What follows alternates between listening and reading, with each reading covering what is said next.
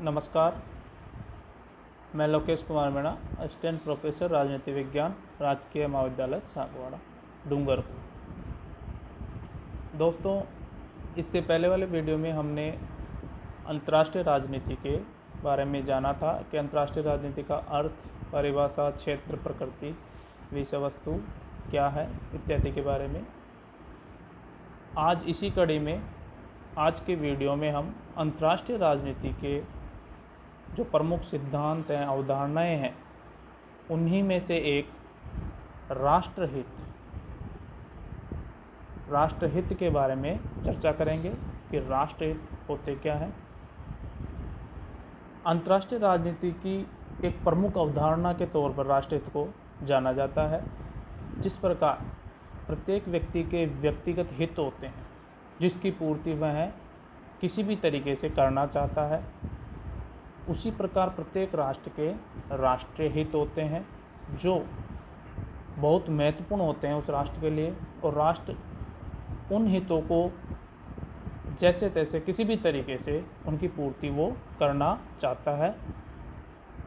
राष्ट्रीय हित के बारे में यदि हम देखें तो अंतर्राष्ट्रीय राजनीति में विदेश नीति या युद्ध और शांति से संबंधित निर्णय करते समय अपने राष्ट्र की भौगोलिक, राजनीतिक, सांस्कृतिक पहचान और अखंडता को ध्यान में रखना ही राष्ट्रहित। राष्ट्रहित क्या है, यदि हम ये जानना चाहें तो राष्ट्रहित क्या है कि अंतर्राष्ट्रीय राजनीति में विदेश नीति, किसी भी देश की विदेश नीति होती है, उसका प्रमुख लक्ष्य क्या होता है कि राष्ट्रहित की पूर्ति या राष्ट्रहित का उसके राष्ट्रहितों को किसी प्रकार का नुकसान नहीं हो। विदेश नीति का लक्ष्य ही यही होता है। तो अंतर्राष्ट्रीय राजनीति में विदेश नीति या युद्ध और शांति से संबंधित निर्णय करते समय कोई भी राष्ट्र विदेश नीति या युद्ध और शांति से संबंधित निर्णय करते समय अपने राष्ट्र की भौगोलिक, राजनीतिक और सांस्कृतिक पहचान और अखंडता को ध्यान में रखना ही राष्ट्रीय हित है। इसके बारे में ब्रिटेन के प्रसिद्ध विद्वान है, विदेश मंत्री थे ब्रिटेन के 19वीं सदी के लॉर्ड पामर्स्टन। उन्होंने कहा है कि हमारे कोई शाश्वत मित्र नहीं है और ना ही हमारे कोई सदा बने रहने वाला शत्रु है।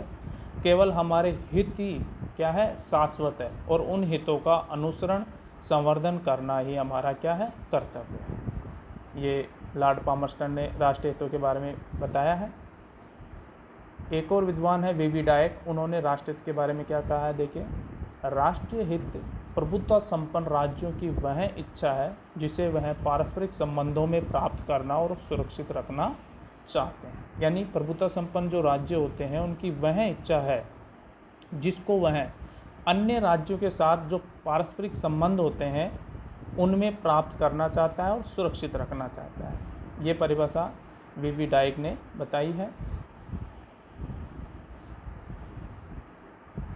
राष्ट्रीय हित के बारे में आगे और हम देखते हैं। राष्ट्रीय हित प्रत्येक देश के आर्थिक, भौगोलिक तथा ऐतिहासिक परिस्थितियों से निर्मित होते हैं। प्रत्येक राज्य के जो राष्ट्रीय हित होते हैं वे उस देश की आर्थिक, भौगोलिक और ऐतिहासिक जो परिस्थितियाँ होती हैं उनसे बनते हैं, उन्हीं से निर्मित होते हैं। प्रत्येक देश के राष्ट्रीय हितों के निर्माण में उसके आर्थिक तथा सैनिक जैसे तत्व होते हैं, उसकी परंपराएं, उसके विचार, रीति रिवाज, धार्मिक, सामाजिक व्यवहार और विश्वास इत्यादि का महत्वपूर्ण योगदान होता है। किसी भी देश के जो राष्ट्रीय होते हैं उनके निर्माण में, उनके बनने में उस राष्ट्र की आर्थिक और सैनिक तत्व हैं, उसकी परंपराएं हैं, विचार है, रीति रिवाज है, धार्मिक, सामाजिक व्यवहार है, विश्वास है, इन सब का योगदान होता है। नेक्स्ट, अपने राष्ट्रीय हितों के अनुसार कार्य करना प्रत्येक राज्य का सार्वभौमिक अधिकार होता है। प्रत्येक राष्ट्र ये चाहता है कि वह अपने राष्ट्रीय हितों की पूर्ति हो, उसकी प्राप्ति हो, राष्ट्रीय हितों को किसी प्रकार का नुकसान नहीं पहुँचे और वो राष्ट्रीय हितों के अनुरूप ही वह अपने संबंधों का संचालन करे और राष्ट्रीय हितों की पूर्ति करना और उसके अनुसार कार्य करना प्रत्येक राज्य का सार्वभौमिक अधिकार माना जाता है। नेक्स्ट, प्रत्येक राष्ट्र अपने राष्ट्रीय हितों के आधार पर ही अपनी विदेश नीति का क्रियान्वयन करता है, संचालन करता है। यानी प्रत्येक जो राष्ट्र है वह अपने जो राष्ट्रीय हित होते हैं उन्हीं के आधार पर अपनी विदेश नीति का संचालन करता है, क्योंकि जो भी राष्ट्र है उसकी जो विदेश नीति है उसका लक्ष्य ही क्या है कि अंतर्राष्ट्रीय राजनीति में उसके जो राष्ट्र हित हैं वे पूरे हों। इस प्रकार एक व्यक्ति के व्यक्तिगत हित होते हैं, व्यक्ति किसी भी दशा में उनकी पूर्ति करना चाहता है, उसी प्रकार राष्ट्र भी तो यही चाहता है कि हमारे जो राष्ट्र के जो राष्ट्रीय हित हैं उनकी पूर्ति होती रहे, और विदेश नीति का संचालन उसी के आधार पर किया जाता है। आगे हम देखें, राष्ट्रीय हित राष्ट्रों के लिए अपनी सुरक्षा तथा कुशलता के लिए आवश्यक समझे जाते हैं। राष्ट्रीय हित जो होते हैं वो राष्ट्रों के लिए उनकी सुरक्षा और कुशलता के लिए भी जरूरी समझे जाते हैं। राष्ट्रहित में अंतर्राष्ट्रीय राजनीति के अंतर्राष्ट्रीय विद्वान है मोरगेंथो, उनके क्या विचार हैं राष्ट्रहित के बारे में, ये भी यहाँ हम जान लेते हैं, जरूरी है। मोरगेंथो ने अपनी पुस्तक in defence of national interest, Morgenthau की एक प्रसिद्ध पुस्तक है ये, in defence of national interest में वह बताता है कि राष्ट्रहित को विदेश नीति की एकमात्र कसौटी समझा जाना चाहिए। मोरगेंथो की दृष्टि में राष्ट्रहित के लिए साधन और साध्य में कोई फर्क नहीं। मोरगेंथो के दृष्टि में यदि हम देखें तो राष्ट्रहित के लिए साधन और साध्य कोई मायने नहीं रखता है, चाहे साधन कैसा ही हो उसके साध्य की पूर्ति होनी चाहिए, यानी उसके राष्ट्रहित की पूर्ति होनी चाहिए, तो कोई फर्क नहीं है।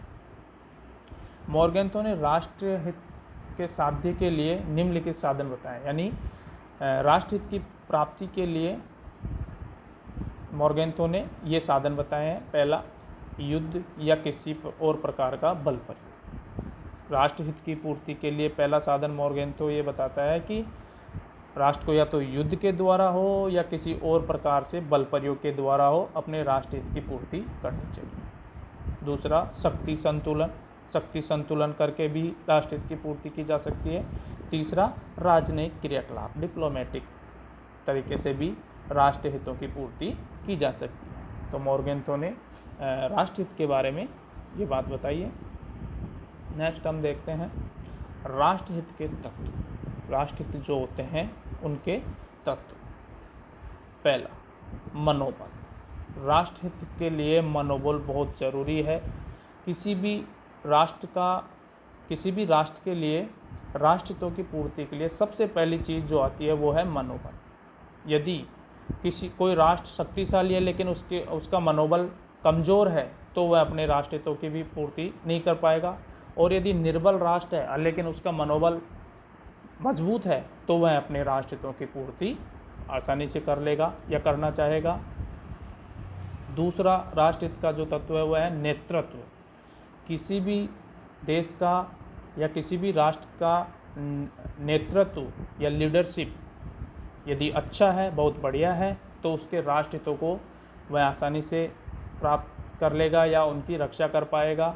यदि नेतृत्व ठीक नहीं है, नेतृत्व की अविवेकपूर्ण नीतियों का या अविवेकपूर्ण निर्णयों से काम हो रहा है तो उसके राष्ट्रहितों को नुकसान पहुंचने की संभावना बनी रहती है। इसलिए नेतृत्व भी मजबूत और विवेकशील होकर अपने राष्ट्रहितों को ध्यान में रखते हुए निर्णय लिए जाने चाहिए नेतृत्व के द्वारा।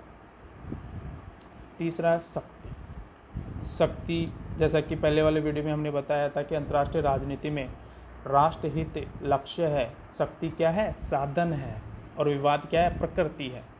यानी राष्ट्रहित को प्राप्त करने का जो साधन है वह क्या है, शक्ति। तो किसी भी राष्ट्र के लिए शक्तिशाली होना बहुत ज़रूरी है, चाहे वह सैनिक दृष्टि से हो, चाहे आर्थिक दृष्टि से हो, चाहे किसी भी तरीके की दृष्टि से हो, उसका शक्तिशाली होना बहुत ज़रूरी है, तो वह अपने राष्ट्रहितों की पूर्ति या राष्ट्रहितों को रक्षा कर सकता है। नेक्स्ट, आर्थिक समृद्धि। आर्थिक रूप से समृद्ध होना भी राष्ट्र के लिए बहुत ज़रूरी है, क्योंकि आर्थिक समृद्धि या आर्थिक विकास राष्ट्र का होता है तो अंतर्राष्ट्रीय क्षेत्र में उसकी प्रतिष्ठा बढ़ती है और अंतर्राष्ट्रीय क्षेत्र में उसकी यदि प्रतिष्ठा बढ़ती है तो उसके जो हित होते हैं उसकी पूर्ति भी वह आसानी से कर सकता है। तो राष्ट्र हित के का जो ये तत्व है वो भी बहुत महत्वपूर्ण है। आर्थिक समृद्धि होती रहे। नेक्स्ट, सांस्कृतिक एकता की रक्षा। राष्ट्र में, किसी भी राष्ट्र में, देश में सांस्कृतिक एकता बनी रहे। सांस्कृतिक एकता यदि बनी रहती है तो उसमें उस देश के लोगों में एकता का भाव पनपता है, और यदि लोगों में एकता का भाव है तो उस देश का जो राष्ट्रहित हैं उनकी पूर्ति भी आसानी से हो सकती है। यानी वो राष्ट्र, लोगों में राष्ट्र प्रेम की भावना या राष्ट्र प्रेम मजबूत माना जाता है वहाँ पे। यदि लोग आपस में लड़ना झगड़ना छोड़कर यदि देश प्रेम या राष्ट्र हित में या राष्ट्र प्रेम के रूप में लोगों में आपस में भाईचारे की भावना है, तो ये भी बहुत ज़रूरी है राष्ट्र हित के लिए कि लोग सांस्कृतिक रूप से एक हों, किसी प्रकार का भेदभाव या किसी प्रकार का उनमें आपस में वैमनस्य नहीं हो। नेक्स्ट, शांति। किसी भी राष्ट्र के लिए यदि वह राष्ट्रहित की पूर्ति करना चाहता है या राष्ट्रहितों की रक्षा करना चाहता है तो उस देश के लिए एक महत्वपूर्ण जो है वो है शांति। शांति होना बहुत ज़रूरी है। यदि देश में शांति का माहौल है या शांति है तो देश अपने राष्ट्रहितों पर अच्छे से ध्यान देकर उनकी पूर्ति और उनकी रक्षा कर सकता है। यदि देश में लगातार अशांति का माहौल है तो राष्ट्र हितों की पूर्ति और उनकी रक्षा करने में भी समस्याएं उत्पन्न हो सकती है। तो राष्ट्र हित के तत्व कौन कौन से हैं? मनोबल, नेतृत्व, शक्ति, आर्थिक समृद्धि, सांस्कृतिक एकता की रक्षा और शांति। ये सभी राष्ट्र हित के तत्व माने जाते हैं। नेक्स्ट, राष्ट्रहित जो होते हैं उनकी विशेषताएं, लक्ष्य। राष्ट्रहित जो होते हैं उनके लक्ष्य। सबसे पहले राष्ट्रहित का जो सिद्धांत है, राष्ट्रहित की जो अवधारणा है या सिद्धांत है, वह एक बहुलवादी सिद्धांत है। एकलवादी सिद्धांत पर आधारित न होकर बहुलवादी सिद्धांत पर आधारित है। प्रत्येक राज्य के लिए राष्ट्रहित एक न होकर अनेक होते हैं। प्रत्येक राज्य का कोई एक ही राष्ट्रीय हित नहीं होता है, सबके अलग अलग होते हैं, और एक ही नहीं होता है, उससे ज़्यादा भी होते हैं। ठीक है, तो प्रत्येक राज्य के जो राष्ट्रीय हित होते हैं वो एक न होकर अनेक होते हैं। नेक्स्ट, राष्ट्रहित जो होते हैं वो गतिशील व परिवर्तनशील होते हैं।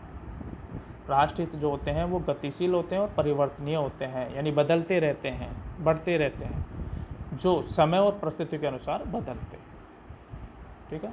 नेक्स्ट, राष्ट्रहित अंतर्राष्ट्रीय राजनीति को सार्थकता प्रदान करते हैं। अंतर्राष्ट्रीय राजनीति का जो उद्देश्य है या अंतर्राष्ट्रीय राजनीति का जो राजनीति को जो सार्थकता प्रदान करते हैं वो कौन करते हैं? राष्ट्रहित। नेक्स्ट, ये राष्ट्र की विदेश नीति को दिशा व आधार प्रदान करते हैं।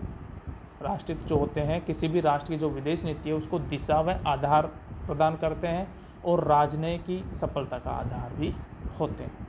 राष्ट्रहित जो होते हैं वे किसी भी देश की विदेश नीति का केंद्रीय सिद्धांत होते हैं एक तरीके से, क्योंकि विदेश नीति जो बनती है किसी भी देश की या राज्य की वह राष्ट्रहितों को ध्यान में रखते हुए ही बनाई जाती है, उसी के अनुसार उसका संचालन भी किया जाता है। तो ये राष्ट्रीय हितों के लक्षण या विशेषताएं हो गई। इसके बाद हम देखते हैं राष्ट्रहित के प्रकार। राष्ट्रीय हितों का भी वर्गीकरण विद्वान ने किया है, थॉमस रॉबिन्सन ने। प्रसिद्ध विद्वान है थॉमस रॉबिन्सन ने राष्ट्रहितों का वर्गीकरण या प्रकार बताए हैं उन्होंने अपनी पुस्तक नेशनल इंटरेस्ट में। थॉमस रॉबिन्सन ने अपनी पुस्तक नेशनल इंटरेस्ट में राष्ट्रहितों के ये प्रकार बताए हैं। प्रथम